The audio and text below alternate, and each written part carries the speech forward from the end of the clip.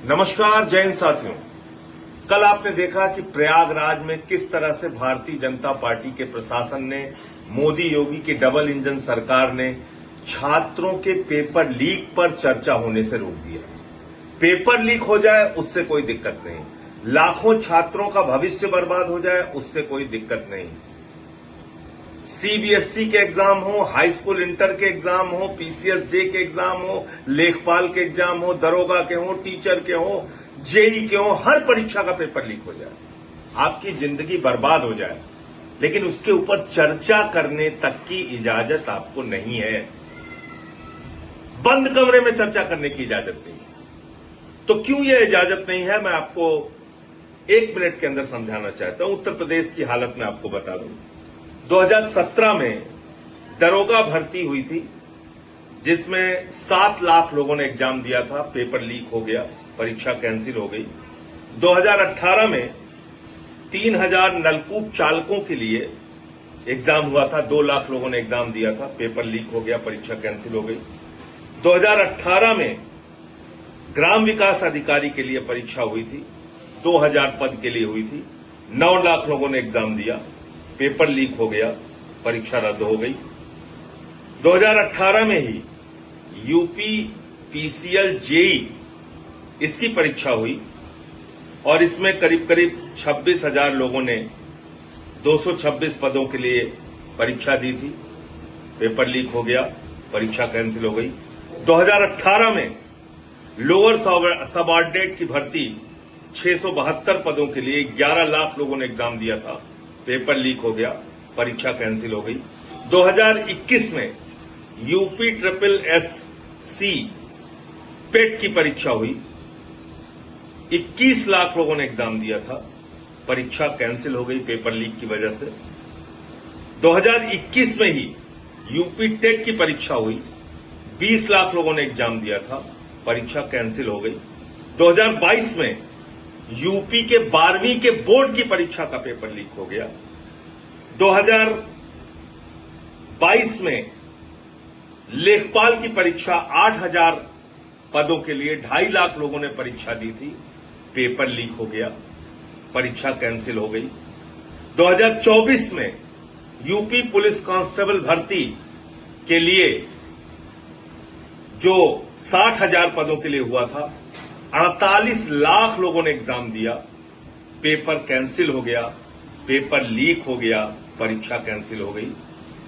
2024 में आरओ के लिए समीक्षा और समीक्षा अधिकारी की परीक्षा हुई, 411 पद के लिए 10 लाख लोगों ने परीक्षा दी, परीक्षा का पेपर लीक हो गया, परीक्षा कैंसिल हो गई। 2025 में यूपी बोर्ड के हाई स्कूल की परीक्षा का पेपर लीक हो गया। 2026 में एसएससी जीडी कांस्टेबल भर्ती की परीक्षा का पेपर कई जगहों पे धांधली, कई सेंटर्स पे धांधली का मामला सामने आया, निरस्त हो गया।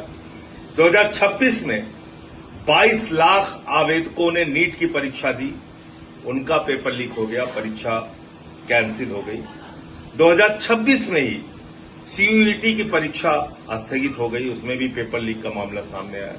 2026 में ही लेखपाल भर्ती का पेपर लीक हो गया, जिसमें 2 घंटे बाद लोग, तय समय से 2 घंटे बाद लोग सेंटर से बाहर निकले, तमाम मामले उसके सामने आए। और ये सब परीक्षाएं जिन लोगों के माध्यम से कराई जा रही थी, ईडू टेस्ट, इन्होंने यूपी पुलिस का एग्जाम कराया, और ये ईडू टेस्ट का जो एग्जाम हुआ था, ये ईडू टेस्ट कंपनी के द्वारा जो एग्जाम कराया गया था यूपी पुलिस का, ये edu test black listed company है, ब्लैक लिस्टेड कंपनी से यूपी में एग्जाम कराया गया था। दूसरा, एप्टेक लिमिटेड को जो यूपी पीसीएल जेई का एग्जाम कराने का ठेका दिया गया था, वो भी ब्लैक लिस्टेड कंपनी है। तो आप कल्पना कर सकते हैं कि किस तरह से ब्लैक लिस्टेड कंपनी के माध्यम से रिश्वतखोरी, भ्रष्टाचार, जो भी उसके पीछे की कहानी हो, उनसे यूपी की परीक्षाएं कराई जा रही हैं, पेपर लीक हो रहा है, बड़े पैमाने पे हजारों करोड़ का भ्रष्टाचार का धंधा है जो भारतीय जनता पार्टी के नेतृत्व में चल रहा है। लेकिन आप सोचिए कि इसके बारे में आप चर्चा भी नहीं कर सकते।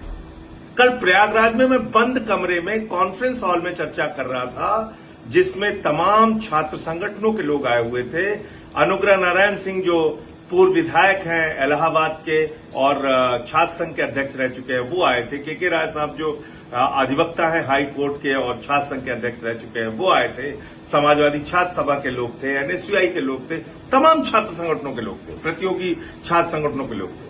और उन सब ने उस कार्यक्रम में हिस्सा लिया और अपनी व्यथा बता रहे थे कि किस तरीके से वो वहां पे मेहनत करते हैं, पढ़ाई करते हैं, दिन रात तैयारी करते हैं और बता रहे थे कि एग्जाम देके निकलते हैं तो सबसे पहले मां का फोन आता है कि बेटा परीक्षा कैसे हुई, कैसे हुआ एग्जाम। जो मजदूरी कर रहा है या छोटा मोटा काम मुंबई में कर रहा है, बाप का फोन आता है, कैसी परीक्षा हुई। उनको उम्मीदें रहती है अपने बच्चों से कि हमारे बच्चे नौकरी करने लगेंगे तो हमारी जो झोपड़ी है वो पक्का मकान में तब्दील हो जाएगी, हमारी जिंदगी में कुछ बदलाव आएगा। तो आज लड़के अवसाद में हैं, डिप्रेशन में हैं। लखीमपुर में एक नौजवान ने आत्महत्या कर ली नीट के पेपर लीक के कारण। दिल्ली में एक लड़की ने आत्महत्या कर ली। ऐसे और जगहों पे भी आत्महत्या की घटनाएं सामने आई।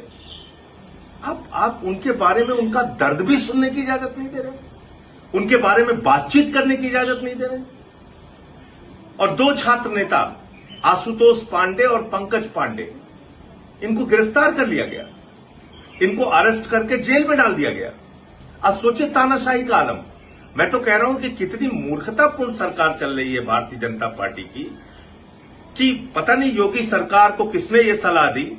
मैं तो बंद कमरे में चर्चा करके चला आता, शायद उसको उस खबर को इतना महत्व नहीं मिलता। लेकिन पता नहीं कैसे आपके अधिकारियों ने आपको सलाह दी या आपकी खुद की ये सोच है कि कहीं बातचीत ही नहीं होने देनी है छात्रों के मुद्दे पे।